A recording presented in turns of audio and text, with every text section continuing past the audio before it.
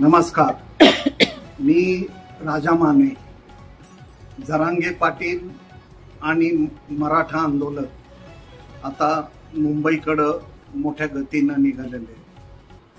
शिवनेवर झालेला मुक्काम, या काळात महाराष्ट्रात झालेली राजकीय घुसळण, ही वेगवेगळ्या पक्षाची मतं, वेगवेगळ्या नेत्यांची मतं ही उभ्या महाराष्ट्रानं ऐकलेली. मला वाटतं आज हे आंदोलन हे निर्णायक वळणावर पोहोचलेलं आहे. ही कोंडी फोडण्याचं काम हे राज्य सरकार, स्वतः जरांगे पाटील यांनी केलं पाहिजे.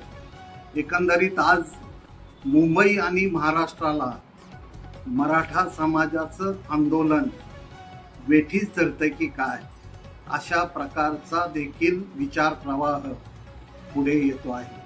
पण मला वाटतं तो चुकीचा आहे. त्याचं कारण असं की एक समाजाचं आंदोलन आणि समाजाचे प्रश्न घेऊन जरांगे पाटील गेले अनेक दिवसापासून, महिन्यांपासून आपला लढा उभा करतायत. आज दुर्दैवानं हा लढा म्हणजे जरांगे पाटील मराठा समाज विरुद्ध देवेंद्र फडणवीस असं चित्र रेखाटण्याचा प्रयत्न केला जातो. तो देखील चुकीचा ठरेल असं मला वाटतं. त्याचं कारण असं की आजवर झालेले सर्व मुख्यमंत्री, अगदी ताजी नावं नेहमीच घेतली जातात की शरद पवारांपासून अगदी देवेंद्र फडणवीसांपर्यंत यांनी मराठा आरक्षणासंदर्भात काय केलं याच्यावर अनेकदा चर्चा झालेली आहे. आणि परत तीच चर्चा करून केवळ राजकीय चर्चेच्या पलीकडं हा विषय पोहोचणार नाही. मला असं वाटतं, मी जे म्हणालो की देवेंद्र फडणवीस विरुद्ध मराठा समाज हा वाद उभा केला गेला नाही पाहिजे. त्याचं कारण असं की मराठा समाजाला आरक्षण देण्याचा इतिहास देवेंद्र फडणवीसांनी घडवला, हे आपण नाकारू शकतो का? त्यानंतरचं राजकारण वगैरे हा भाग राजकीय आणि वेगवेगळ्या पद्धतीनं, वेगवेगळ्या अँगलनं त्याच्याकडं पाहिलं जाऊ शकतं. परंतु आज जरांगे पाटलांचा लढा हा गोरगरीब मराठ्यांसाठी निर्णायक वळणावर पोहोचतो. घटना आणि कायदा याला बाजूला सारून जरांगे पाटलांना आणि मराठा समाजाला काहीच नको. तर यावर माझं म्हणणं असं आहे की तुमच्या मुख्यमंत्र्यांनी, म्हणजे एकनाथराव शिंदे मुख्यमंत्री असताना तुमच्या सरकारनं जे जे मान्य केलं ते मराठा समाजाच्या पदरात टाकण्याची जबाबदारी कुणाची आहे? त्याची अंमलबजावणी करण्याची जबाबदारी कुणाची आहे? मी ज्यावेळी म्हणतो की मराठा मंत्रिमंडळ उपसमितीचे अध्यक्ष राधाकृष्ण विखे पाटील यांनी फक्त चर्चेची भाषा करू नये तर ऍक्शन मोडवर यावं, त्याचं कारण असं की जरांगे पाटलांच्या आंदोलनाची दिशा ठरत असताना जे काम सरकारनं करायला पाहिजे होतं ते केलंय का?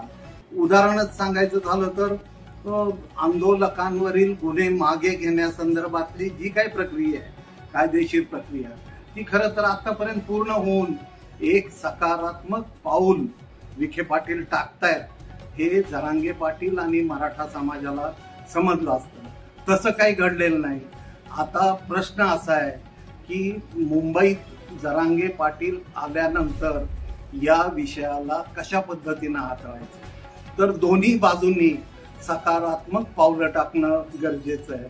त्याचं कारण असं की घटनात्मक चौकट तोडून किंवा त्या बाहेर जाऊन आम्हाला द्या असं जरांगे पाटलांचंही म्हणणं नाही.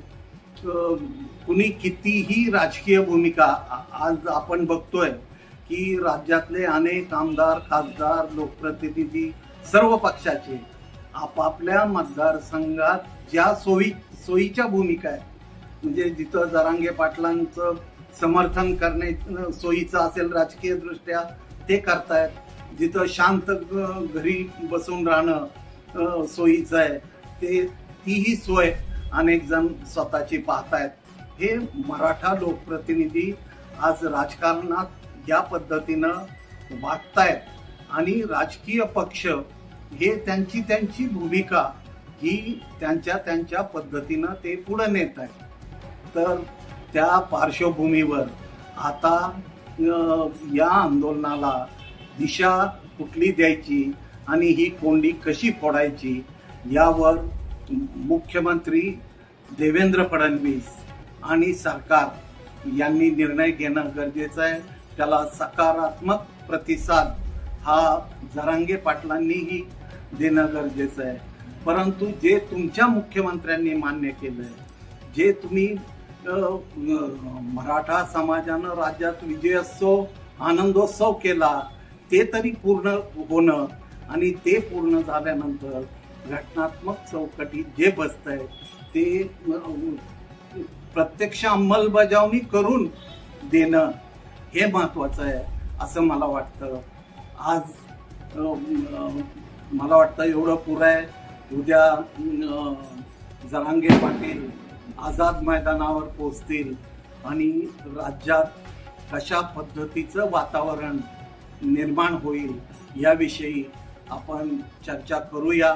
परंतु आज तरी सरकारनं ही कोंडी फोडण्याचा प्रयत्न केलाच पाहिजे. समाज कुठलाही असो त्याच्या आंदोलनावर प्रतिक्रिया ही उमटणारच आणि राष्ट्रीय ओबीसी महासंघाची देखील प्रतिक्रिया जरांगे पाटलांच्या आंदोलनावर उमटली. ते स्वाभाविक आहे आणि हीच कोंडी कधी ना कधी फोडावी लागणार आहे याची जाणीव देवेंद्र फडणवीस आणि त्यांचं मंत्रिमंडळ ठेवेल. केवळ चर्चा नाही तर ऍक्शन मोडवर येईल याची मला आशा आहे. धन्यवाद.